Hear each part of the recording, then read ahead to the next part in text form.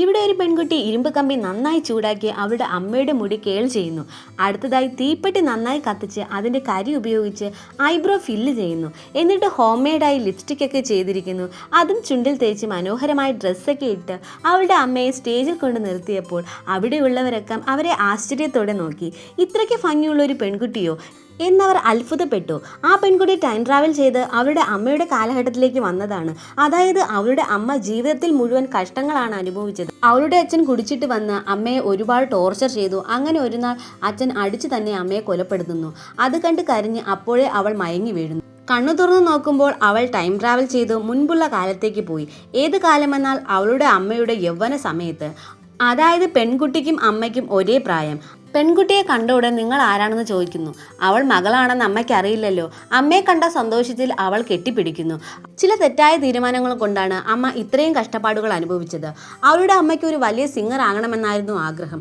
എന്നാൽ അച്ഛനെ കല്യാണം കഴിച്ചതോടെ അവരുടെ ജീവിതം തന്നെ വെറുത്തു. ഇത്തവണയും അമ്മയുടെ ജീവിതം രക്ഷിക്കണമെന്ന് പറഞ്ഞ് അമ്മയുടെ കൂടെ തന്നെ അവൾ കൂടുന്നു. അവളുടെ അമ്മയ്ക്ക് ഒരു ആൻറ്റി ഉണ്ട്. ഇവരാണ് ഇത്രയും മോശമായ വ്യക്തിയെ അമ്മയ്ക്ക് കല്യാണം കഴിച്ചു കൊടുക്കുന്നത്. ആൻറ്റി കല്യാണത്തിനായി വന്നപ്പോൾ അച്ഛനും അമ്മയും കല്യാണം കഴിക്കാൻ പാടില്ലെന്ന് പറഞ്ഞ് എല്ലാവരെയും അവൾ അടിച്ചോട്ടിക്കുന്നു. അതിനമ്മ, നീ എൻ്റെ ജീവിതത്തിൽ എന്തിനാണ് അധികമായി ഇടപെടുന്നത്?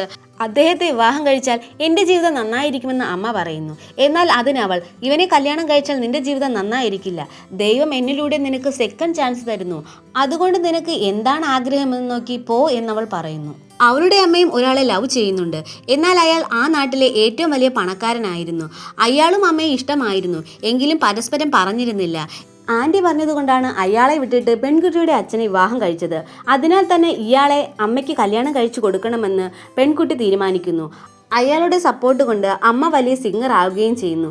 എങ്കിലും ഇത്ര നന്മ ചെയ്തിട്ടും അവൾ മാഞ്ഞു പോകുന്നു. കാരണം അവളുടെ അച്ഛനെ അമ്മ വിവാഹം കഴിച്ചാൽ മാത്രമേ അവൾ ജനിക്കുകയുള്ളൂ. അമ്മ വിവാഹം കഴിക്കാത്തതിനാൽ അവളും ജനിക്കാതെ തന്നെ പോകുന്നു.